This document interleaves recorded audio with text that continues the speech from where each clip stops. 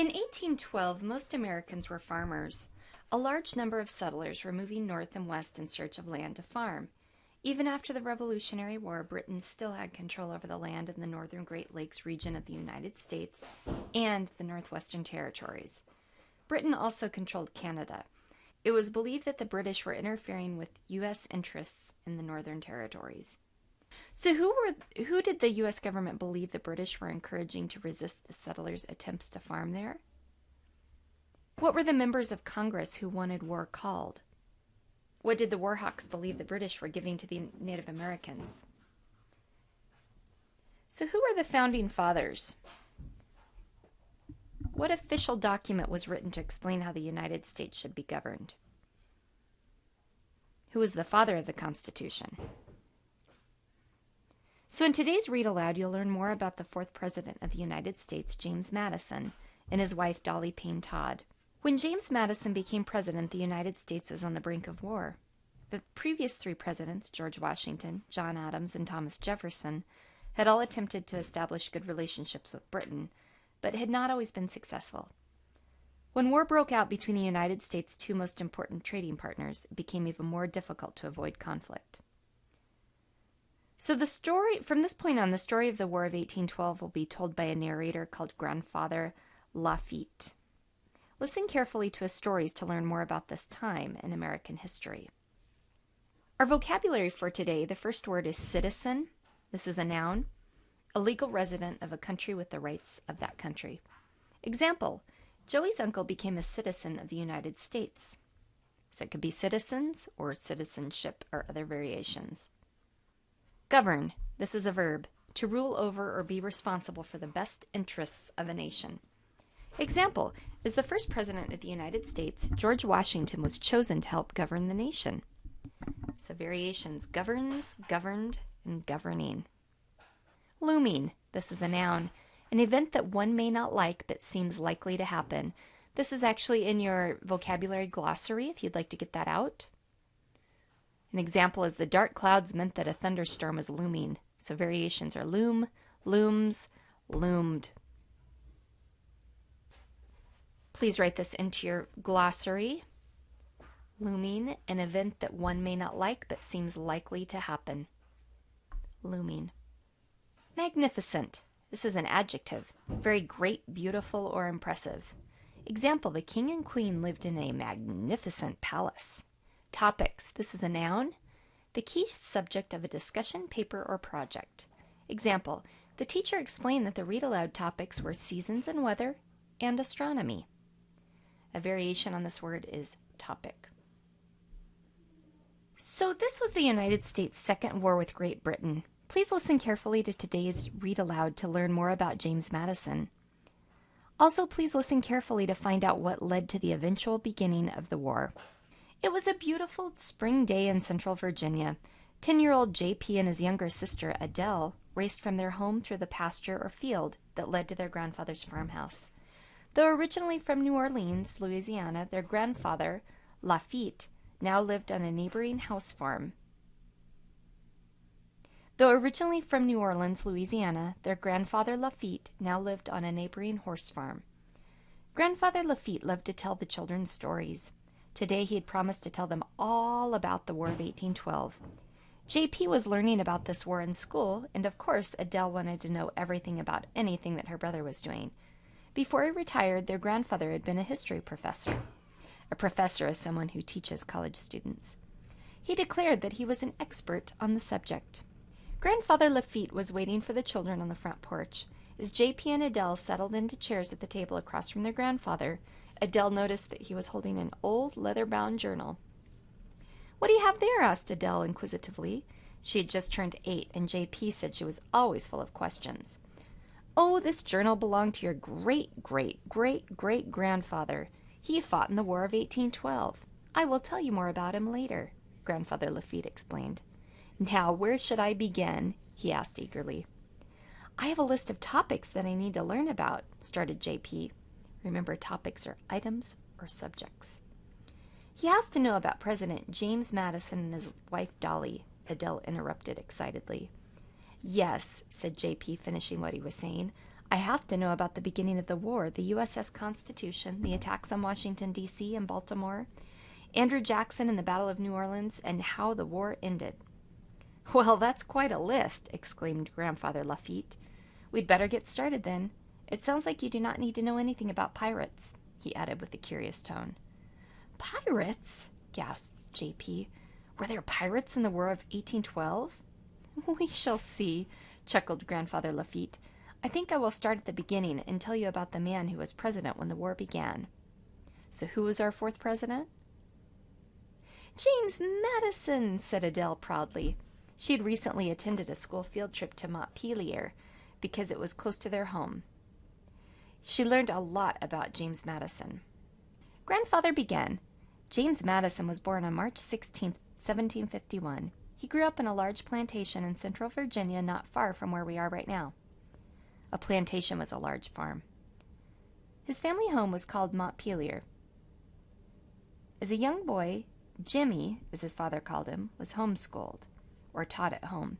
It's been said that he read every book that his father had in his library, and Mr. Madison had a lot of books. When he was 17, James went to the College of New Jersey, which is now called Princeton University. Just as he did when he was young, James Madison loved to read. He enjoyed learning Latin and Greek and to debate in college.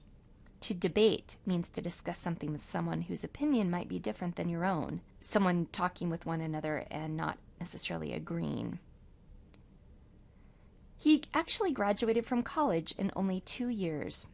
Traditionally, it takes twice that long, or 4 years, to finish college. "I like learning Spanish in school," Adele added enthusiastically.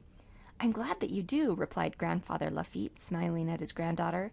He continued, "As a young man, James Madison did not like the way the colonies were run by Britain. He thought the colonists should be able to govern, or officially control themselves. In 1774, when he was just 23 years old, James Madison became a leader in the House of Burgesses. The House of Burgesses was the first form of government in colonial America.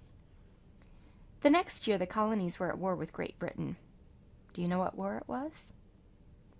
This war, the Revolutionary War, lasted until 1783. Americans won their freedom and they became citizens of a new nation, the United States of America. Citizens are people who live and belong in a particular place. "Didn't James Madison write the Constitution?" asked J.P. "You are right," replied Grandfather. "After the war, he continued to be involved in governing Virginia. He is perhaps most famous for his role in helping to write the Constitution, though. What is the Constitution again?" James Madison was the one who had the idea to use each state's population as a way of deciding how many elected representatives it should have in Congress. Today, there are 2 elected senators for each state. The number of representatives per state depends on the state population. He was also responsible for organizing the government into 3 branches with different powers. So what are the 3 branches of government? We've got judicial, legislative, and executive. Branches also refers to the limbs of a tree. In fact, much of the Constitution was written by James Madison, but he did get some help from George Washington and many other founding fathers. James Madison also helped to write another part of the Constitution called the Bill of Rights. Remember, the Bill of Rights protects American people and their property. "When are you going to tell us about Dolly Madison?" asked Adele. "Mama says she was a really interesting lady."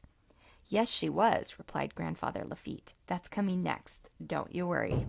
People who knew him said that James Madison was a shy and serious man. He also had some health problems. His poor health and his involvement in politics, he was a busy man, meant that he did not spend much time socializing. Socializing means to talk to and do things with other people in a friendly way. However, in 1793, when he was 42, James Madison met a young woman named Dolly Payne Todd. Dolly Todd was 25 when she met James Madison. She previously had been married to a man named John Todd. Does previously mean before or after? She and her husband John had 2 sons, John Payne and William. Sadly, Dolly's first husband and her youngest son William both died from yellow fever. Dolly, who was known to be very cheerful and outgoing, turned to her friends and family for support. Her friends introduced her to James Madison. When they met, James Madison was a member of the House of Representatives. They liked each other and began to spend more time together, and they got married in September of 1794. "Where did they live after they got married?" asked Adele. "Well, at first they lived in James Madison's family home, Montpelier, not too far from here. However, in 1801, when his close friend Thomas Jefferson became president, the Madisons moved to the new capital. "Washington, D.C.," exclaimed Adele. "Exactly," replied Grandfather Lafitte. James Madison became Thomas Jefferson's Secretary of State. That meant that he was responsible for dealing with other countries on behalf of the United States. Almost immediately, he had problems with Great Britain and France. "What kind of problems, Grandfather?" asked Adele. "Both countries were interfering with U.S. merchant ships," said Grandfather. "Why were they doing that?" asked J.P., who by now had finished his entire ham sandwich. "You see, a series of wars had broken out in Europe. These wars were named after the man who started them, the well-known French military leader Napoleon Bonaparte. Napoleon wanted France to become the most powerful nation in the world, but Great Britain and other European nations wanted to stop him. Britain had one problem, though. Although it had a powerful navy, it did not have enough sailors. Remember why the British didn't have enough sailors? To get more sailors, they captured men and forced them to join their navy.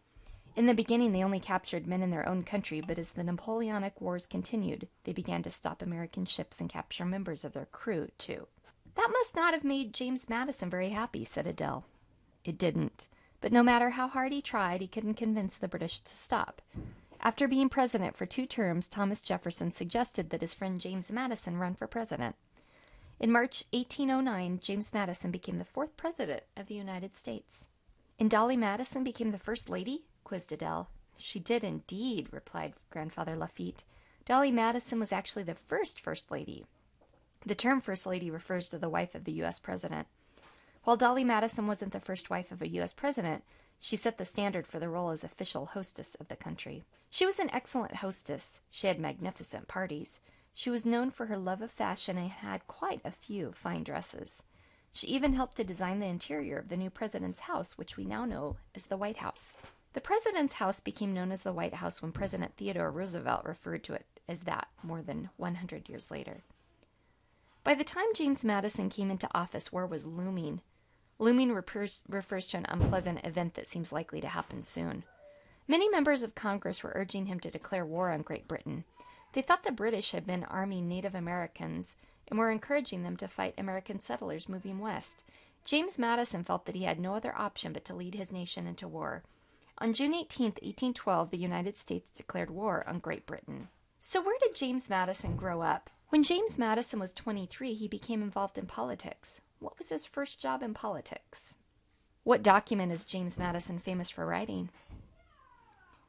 Where did James and Dolly Madison live when they first got married? Who was the French military leader who wanted France to become the most powerful nation in the world? Why do you think James Madison was not eager to go to war? What did Dolly Madison help to design?